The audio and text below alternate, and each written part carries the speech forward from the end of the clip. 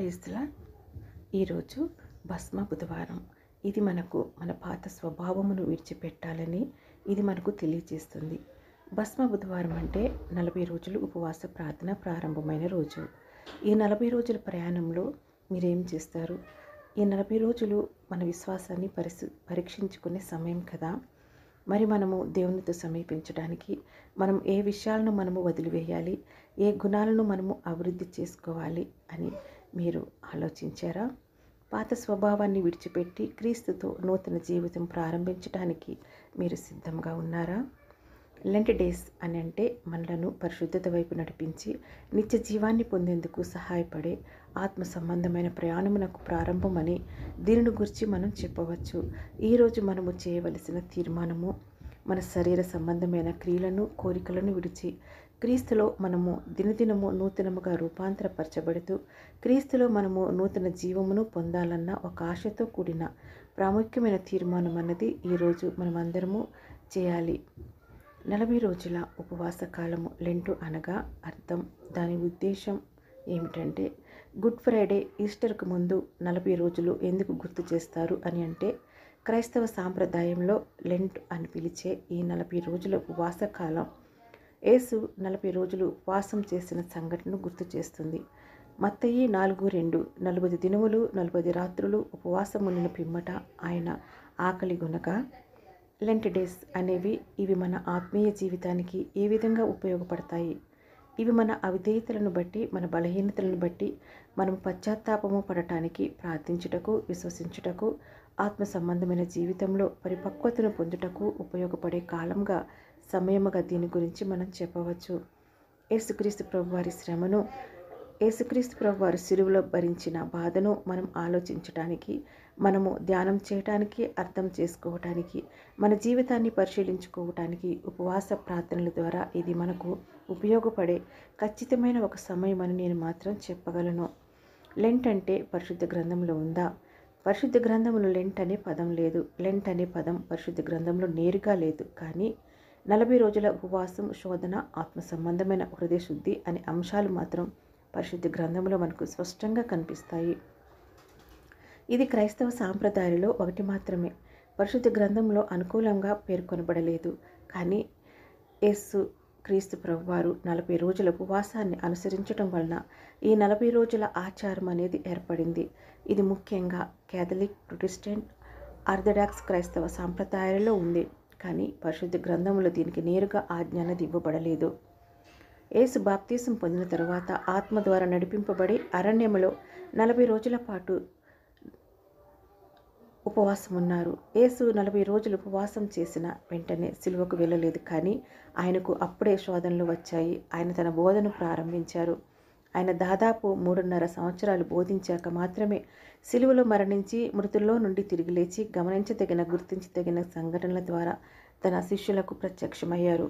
యేసుక్రీస్తు ప్రభువారు ఆచరించిన ఈ 40 రోజుల ఉపవాసాలను మరి ఇప్పుడు గుడ్ ఫ్రైడే, ఈస్టర్కు ముందు ఎందుకు పాటిస్తున్నారు అని మనకు సందేహం వస్తుంది.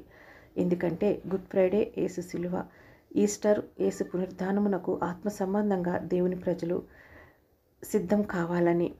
దీనిని మనము ప్రతి సంవత్సరం పాటించాలా అని అంటే ఇది తప్పనిసరి కాదు. కానీ మన వ్యక్తిగత విశ్వాసాన్ని బలపరుచుకోవటానికి ఉపయోగపడుతుందని అనేకులు నమ్మటమే కాకుండా మన అనుభవంలో కూడా దేవుణ్ణి ప్రార్థించి ప్రతి అవసరతను పొందటానికి, ముఖ్యంగా యేసుక్రీస్తు ప్రభువారు సిలువలో చేసిన త్యాగాన్ని ధ్యానించడానికి, దీని ద్వారా మన ఆత్మీయ స్థితిని మనం పరిశీలించుకోవటానికి, బలపరుచుకోవటానికి, ప్రత్యేకంగా ఈ సందర్భాన్ని అనుసరించి దేవుని సన్నిధిని మనం ఎక్కువగా అనుభవించడానికి, మన ఆత్మ జీవితంలో దేవునితో ఎక్కువ సంబంధాన్ని ప్రార్థనా జీవితం ద్వారా కలిగి ఉండటానికి దీనిని మనము ఒక అవకాశంగా ఉపయోగించుకోవచ్చు అని నా అభిప్రాయం.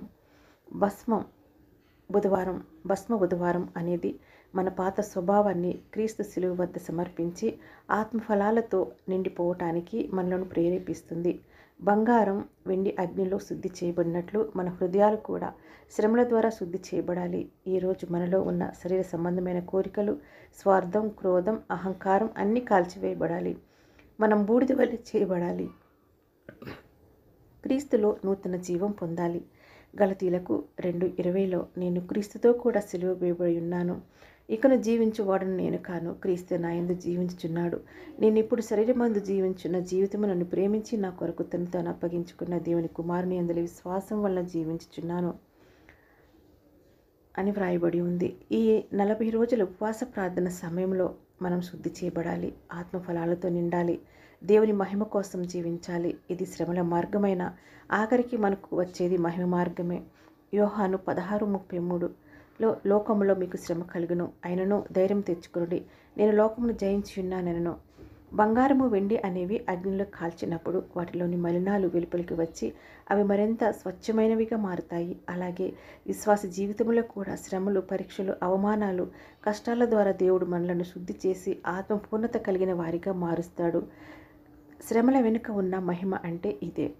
యాకోబు 1:2-3 నా సహోదరులారా, మీ విశ్వాసమునకు కలుగు పరీక్ష ఓర్పును పుట్టించునని ఎరిగి మీరు నానా విధములైన శోధనలు పడినప్పుడు అది మహా ఆనందమని ఎంచుకునుడి.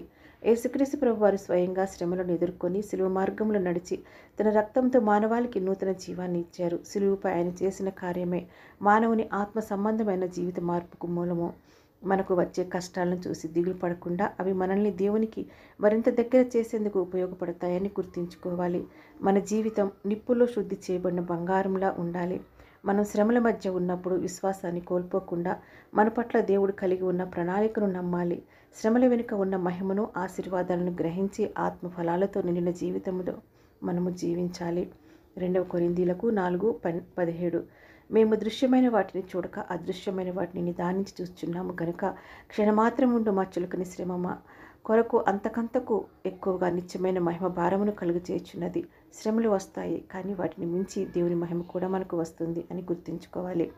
ఈ 40 రోజులు ఉపవాస దినములను ప్రార్థన ద్వారా మనం ఆచరించడం వలన మనకు ఏమి జరుగుతుంది అని అంటే, మన పాత స్వభావం మార్చబడి క్రీస్తులో నూతనముగా దినదినము మనము ఈ 40 రోజుల్లో రూపాంతరపరచబడతాము. దేవుని రాజ్యమును స్వతంత్రించుకొనని గలతీలకు 5వ అధ్యాయంలో ఉన్న శరీర కార్యములు జారత్వము, అపవిత్రత, కాముకత్వం, విగ్రహారాధన, వ్యభిచారము, ద్వేషములు, కలహములు, మత్సరములు, క్రోధములు, కక్షలు, భేదములు, విమతులు, అసూయలు, ముత్తతులు, అల్లరితో కూడిన నాటుపాట్లు అనే శరీర కార్యాలు మనకు దూరమై ఆత్మఫలాలు అనేవి మనలో అభివృద్ధి అవుతాయి. యాకోబు 4:8 దేవుని యొద్దకు రండి, అప్పుడు ఆయన మీ యొద్దకు వచ్చును. పాపులారా, మీ చేతులను శుభ్రము చేసుకొనుడి, దిమస్కులారా మీ హృదయములను పరిశుద్ధ పరచుకొనుడి అని దేవుడు మనలను పిలుస్తూ ఉండగా, దేవుని సన్నిధిలో మనము ప్రార్థన ద్వారా మనము గడపటానికి దేవుడిచ్చిన సమయాలను మనము వినియోగించుకుందామా? ఈ 40 రోజుల ఉపవాస ప్రార్థన సమయాలను అనేక సంఘాలు, సహవాసాలు పాటిస్తున్నాయి. ఈ ఉపవాస సమయాలలో మన విశ్వాసాన్ని వృద్ధి చేసుకునే అవకాశంగా దీనిని మనము తీసుకుందాం. దేవుని ఇల్లు, దేవుని సంఘము, దేవుని సహవాసము ఇది మానవునిది కాదు, దేవునిది. దేవుని ఇంటికి రావద్దు అని హక్కు శరీరము ధరించిన ఏ మానవునికి లేదు.